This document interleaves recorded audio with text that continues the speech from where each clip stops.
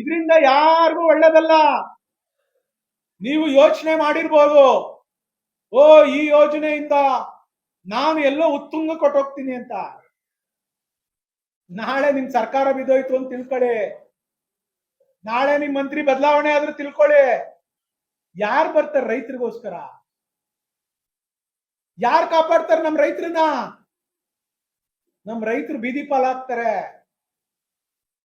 ಇದೇನ್ 10,000 ಎಕರೆ ಜಮೀನು ಒಂದು ಟೌನ್ಶಿಪ್ ಮಾಡೋಂತ ವಿಚಾರ ಏನು ಸುಲಭದ ಕೆಲಸನ ಸ್ವಾಮಿ? ಯಾರೋ ಒಬ್ಬ ಚೈಲ್ಡ್ ಅಧ್ಯಕ್ಷನ ಕೈಗೆ ನೀವು ಅಧಿಕಾರ ಕೊಟ್ಬಿಟ್ಟು 10,000 ಎಕರೆನ ನಾನು ಅವನ ಕೈ ಟೌನ್ಶಿಪ್ ಮಾಡಿಸ್ತೀನಿ ಅಂತ ಹೇಳಿ, ಅದ್ಯಾರೋ ಅನಿತಾ ಕುಮಾರಸ್ವಾಮಿ ಅವರು ಅವ್ರ ಜಮೀನನ್ನು ಕೂಡ ಒಪ್ಕೊಂಡ್ಬಿಟ್ಟಿದ್ದಾರೆ. ನಮ್ಮ ಸಹೋದರ ನಿಖಿಲ್ ಕುಮಾರಸ್ವಾಮಿಯನ್ನು ಒಪ್ಕೊಂಡ್ಬಿಟ್ಟಿದ್ದಾರೆ ಅಂತ ನಿಮ್ ಕೈಲಿ ಹೇಳಿಸಿದ್ದಲ್ಲ, ಸಾಬೀತ್ ಮಾಡ್ಬೇಕಲ್ವಾ?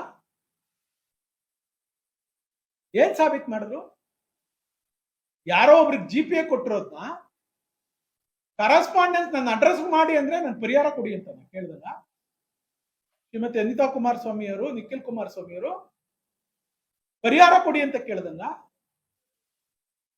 ಏನಿದೆ ನಿಮ್ ತಲೆಯಲ್ಲಿ? ನೀವು ಅಲ್ಲೆಲ್ಲ ಮತ್ತೆ ಪ್ರೆಸ್ನವ್ರು ಕೇಳಿದ್ರೆ ತಪ್ಸ್ಕೊಂಡು ಹೋದ್ರಿ, ನಮ್ಮ ಅಧ್ಯಕ್ಷ ಹೇಳ್ತಾರೆ ಅಂತ. ಆಕ್ಚುಲಿ ಈ ಪ್ರಾಧಿಕಾರಕ್ಕೆ ಒಬ್ರು ಸೀನಿಯರ್ IAS ಆಫೀಸರ್ಗಳು ಇದಕ್ಕೆ ಚೇರ್ಮನ್ ಆಗ್ಬೇಕು, ಅಧ್ಯಕ್ಷರಾಗ್ಬೇಕು. ಹಿಂದೆ ನಾನು ಕಾಂಗ್ರೆಸ್ ಅಲ್ಲಿ ಇದ್ದಾಗ ಈ ಅಥಾರಿಟಿ ಅಂತ ಹೇಳಿ ಅಥಾರಿಟಿ ಮಾಡಿಸ್ದೆ.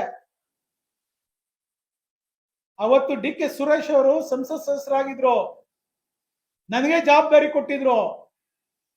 ಅವತ್ತು ಸನ್ಮಾನ್ಯ ಜಾರ್ಜ್ ಸಾಹೇಬ್ರು UD ಮಿನಿಸ್ಟ್ರು. ನಾನೇನ್ ಕೇಳಿರ್ಲಿಲ್ಲ, ನನ್ನ ಪರವಾಗಿ DK ಸುರೇಶ್ ಅವರು ಕೇಳಿದ್ರು ಈ ಪ್ರಾಧಿಕಾರಕ್ಕೆ ಮಂಜುನ ಅಧ್ಯಕ್ಷ ಮಾಡೋಣ ಅಂತ. ಅವತ್ತು ಪುಣ್ಯಾತ್ಮ ಜಾರ್ಜ್ ಅವ್ರು ಏನ್ ಹೇಳಿದ್ರು ಗೊತ್ತಾ? ನೋ, ಇದಕ್ಕೇನಿದ್ರು ಅಫಿಷಿಯಲ್ ಚೇರ್ಮನ್ ಇರಬೇಕು ಅಂದ್ರು. ವಿವೇಕತೆಯಿಂದ ಹೇಳಿದ್ರು.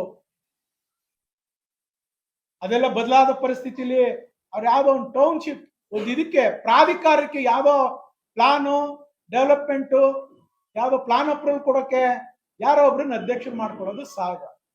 ಇಂಥ ದೊಡ್ಡ ಪ್ರಾಜೆಕ್ಟ್ ಮಾಡ್ತೀವಿ ಅಂತ ಹೇಳಿ ಒಬ್ರನ್ನ ಅಧ್ಯಕ್ಷ ಮಾಡ್ಬಿಟ್ಟು ನಾವು ಮಾಡ್ತೀವಿ ಅಂದ್ರೆ ಸುಲಭದ ಮಾತಾ? ಇವತ್ತು ನಾನು ಹೇಳ್ತೀನಿ, ಇಲ್ಲ ಮುಖ್ಯಮಂತ್ರಿಗಳು ಅಧ್ಯಕ್ಷರಾಗಿರ್ಬೇಕು, ಇಲ್ಲ senior IAS officers, secretary level, principal secretary level ಅಧಿಕಾರಿಗಳು, IAS ಅಧಿಕಾರಿಗಳು ಇದಕ್ಕೆ ಅಧ್ಯಕ್ಷರಾಗಿ ಕೆಲಸ ಮಾಡ. ಮೊನ್ನೆ ದಿವಸ ನೀವೊಂದು ಆದೇಶ ಓದಿದೆ, ಅದೆಲ್ಲ ಸನ್ಮಾನ್ಯ ಮಾಜಿ ಸಂಸತ್ ಸದಸ್ಯರಾದಂತ DK ಸುರೇಶ್ ಅವ್ರನ್ನ ಇದಕ್ಕೆ ಪ್ರಾಧಿಕಾರಕ್ಕೆ ತೆಗೆದುಕೊಂಡಿದ್ದಾರೆ ಅಂತ ಒಂದು ನೋಟಿಫಿಕೇಶನ್ ಬಂತು. ನಾನು ಸ್ವಾಗತ ಮಾಡಿ, ಅವರು ಹಿರಿಯರಿದ್ದಾರೆ, ಸಂಸತ್ ಸದಸ್ಯರಾಗಿ ಕೆಲಸ ಮಾಡಿದ್ದಾರೆ, ನಂದೇನ್ ತಕರಾರು. ಆದ್ರೆ ಸರ್ಕಾರ ನಡೆಸೋರು ನೀವು, ನಿಮ್ಗೆ ವಿವೇಕತೆ ಇರ್ಬೇಕಲ್ಲ.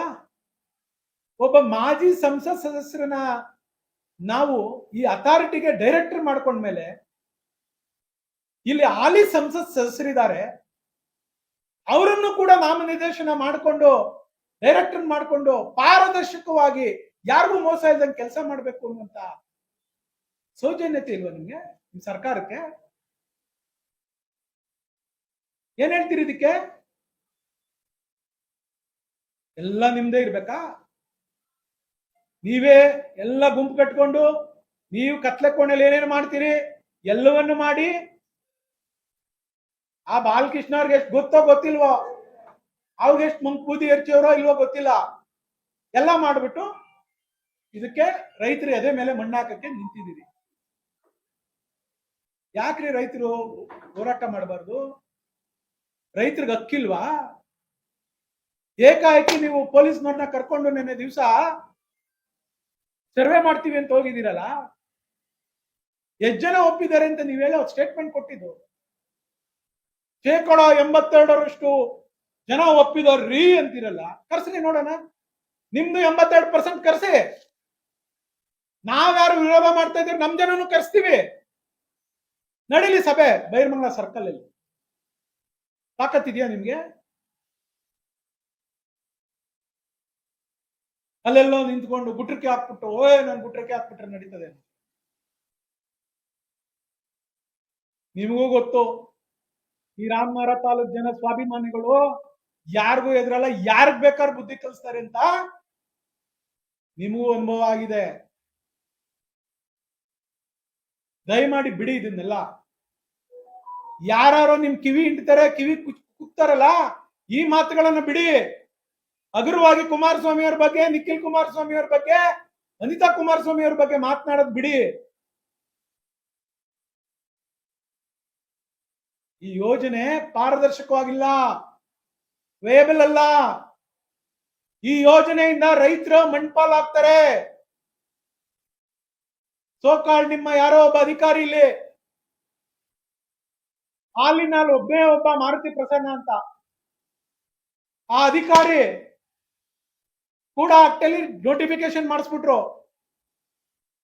ಕರ್ನಾಟಕ ಅರ್ಬನ್ ಡೆವಲಪ್ಮೆಂಟ್ ಆಕ್ಟ್ ಅಲ್ಲಿ 15/1 ಅಂತನೋ ಏನೋ ಪ್ರಿಲಿಮಿನರಿ ನೋಟಿಫಿಕೇಶನ್.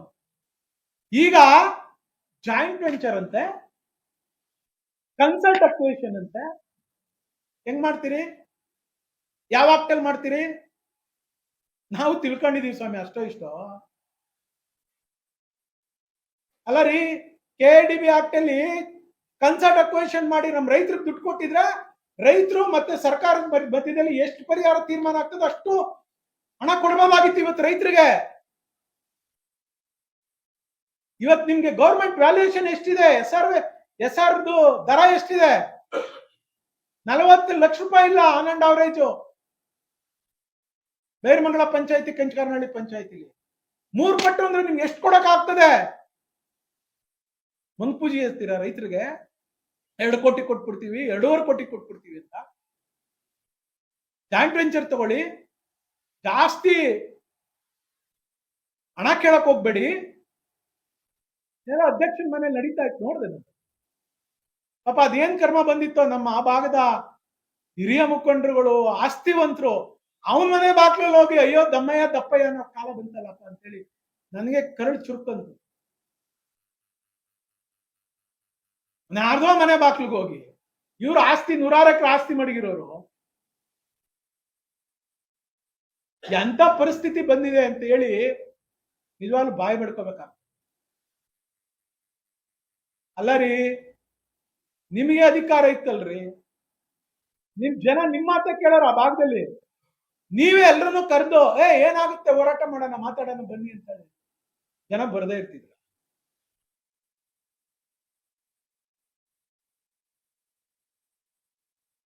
ಬೆಂಗಳೂರು ದಕ್ಷಿಣ ಜಿಲ್ಲೆ ಅಂತೇಳಿ ಫಸ್ಟ್ ಹೆಸರಿಟ್ರು, ಹೌದಾ? ಇಲ್ಲಿ ಗ್ರೇಟರ್ ಬೆಂಗಳೂರು ಬೋರ್ಡ್ ಮೇಲೆ, ಹೌದಾ ಸರ್? ನಿನ್ ಯೋಗ್ಯತೆಗೆ ಬೆಂಗಳೂರು ದಕ್ಷಿಣ ಜಿಲ್ಲೆ ಅಂತ ಹೆಸರಿಟ್ಕೊಂಡಲ್ಲ, ಅವತ್ತು ಇದ್ರದ್ದು SR ವ್ಯಾಲಿನ ರೈಸ್ ಮಾಡಿಸ್ಕೋಬೇಕು, ನಾವು SR ವ್ಯಾಲಿನ ಇನ್ಕ್ರೀಸ್ ಮಾಡ್ಕೋಬೇಕು ಅಂತ ಗೊತ್ತಿಲ್ವಾ ನಿಮ್ಗೆ? ನಿಮ್ ಯೋಗ್ಯತೆಗಳಿಗೆ ನಮ್ಮ ಭೂಮಿ ಬೆಲೆ ಮೌಲ್ಯ ಹೆಚ್ಚಾಗ್ತದೆ ಅಂತೇಳಿ ಭಾಷಣ ಮಾಡಿದ್ರಿ. ಏನ್ ಹೆಚ್ಚಾಗಿದೆ? ಯಾವ್ದನ್ನ ಹೆಚ್ಚಾಗಿದ್ಯಾ? ಬರೇ ₹1 ಬೆಂಗಳೂರು ದಕ್ಷಿಣ ಜಿಲ್ಲೆ ಅಂತ ಹೇಳಿ ನೀವು ಹೆಸರಿಟ್ಟ ಮೇಲೆ ಒಂದೇ ₹1 ಬುಕ್ ವ್ಯಾಲಿ ಹೆಚ್ಚಾಗಿದ್ರೆ ತೋರ್ಸ್ರಿ. ಇದಕ್ಕ ನಿಮ್ಗೆ ಅಧಿಕಾರ ಕೊಟ್ಟಿದ್ದು? ಇದಕ್ಕ ನಿಮ್ಗೆ ಪೆನ್ನು ಪೇಪರ್ ಕೊಟ್ಟಿದ್ದು? ಇದಕ್ಕ 4 ಈ ಜಿಲ್ಲೆನಲ್ಲಿ ನಿಮ್ಗೆ ಗೆಲ್ಸ್ಕೊಟ್ಟಿದ್ದು? ಒಂದ್ ಕಡೆ ಅಲ್ಲೆಲ್ಲ ಸೋಲೂರು ಹೋಬಳಿನ ಕಿತ್ಕೊಂಡು ಹೋಗ್ತಾರೆ, ಒಂದ್ ಕಡೆ ಇಲ್ಲಿ 10,000 ಎಕರೆ ಅಂದ್ರೆ ಒಂದು ಹೋಬಳಿನೇ ಹೊಟ್ಟೋಗ್ತದೆ. ನಿಮ್ ತಾಲೂಕಲ್ಲಿ ಮಾತ್ರ ನೀವು ಟೌನ್ಶಿಪ್ ಮಾಡಕ್ಕೆ ಧೈರ್ಯ ಇಲ್ಲ. ನಮ್ ಕನಕಪುರ ಬ್ರದರ್ಸ್ ಕಡೆ ಕುಮಾರಸ್ವಾಮಿ ಅವ್ರ ಹೆಸರು ಹೇಳ್ತೀರಲ್ಲ, ಮಾಡಿ. ನಂದಗುಡಿ ಮಾಡಿದ್ರಲ್ಲ ಹೊಸಕೋಟೆಯಲ್ಲಿ, ಮಾಡಿ. ಸೋಲೂರು ಮಾಡಿದ್ರಲ್ಲ ನೆಲಮಂಗಲದಲ್ಲಿ, ಮಾಡಿ. ನಿಮ್ ತಾಲೂಕಿನಲ್ಲಿ ಸಾತ್ತೂರು ಮಾಡಿದ್ರಲ್ಲ, ಮಾಡಿ. ಯಾಕೆ ಬಿಡದಿನೇ ಯಾಕೆ ಬೇಕು? ಬಿಡದಿನ ಜೊತೆಲೆ ಸೇರಿಸ್ಕೊಂಡು ಮಾಡಿ ನಿಮ್ ತಾಕತ್ತಿದ್ರೆ. ಅಲ್ಲಿ ರೈತರುಗಳೆಲ್ಲ ಕೈಲಲ್ಲಿರೋವು, ಮೂಲೆಯಲ್ಲಿರೋವು, ಕಾಲಲ್ಲಿರೋವೆಲ್ಲ ತಗೋತಾರಲ್ಲ, ಅವ್ರ ಸವಾಸಕ್ಕೆ ಹೋಗಂಗಿಲ್ಲ.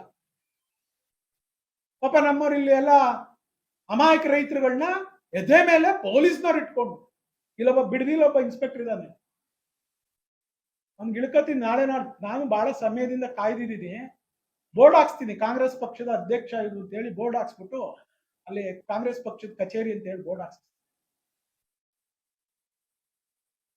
ಏನೋ ವಿಡಿಯೋ ನೋಡಿದೆ, ಏನ್ ತಳ್ತದೆ, ಇವನೇ ಸೆಕ್ಯೂರಿಟಿ ಕೊಟ್ಬಿಡೋದಂತೆ, ಇವನೇ ಭೂಮಿನ ಕಿತ್ತಿ ಕೊಟ್ಬಿಡ್ತಾನೆ ಸರ್ಕಾರ. ಇಂಥ ಬಕೆಟ್ಗಳನ್ನೆಲ್ಲ ನಾವು ಬಹಳ ವರ್ಷದಿಂದ ನೋಡ್ಕೊಂಡ್ ಬಂದಿದೀವಿ.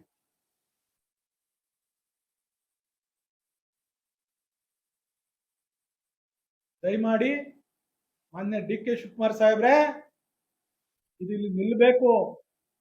ನೀವು ನ್ಯಾಯ ಕೊಡ್ತೀರಾ? ಬನ್ನಿ, ನಾವು ಜನ ಸೇರಿಸ್ತೀವಿ. ನಮ್ಮ ರೈತರು ಕೇಳೋಂತ ಪ್ರಶ್ನೆಗಳಿಗೆ ಉತ್ತರ ಕೊಡಿ.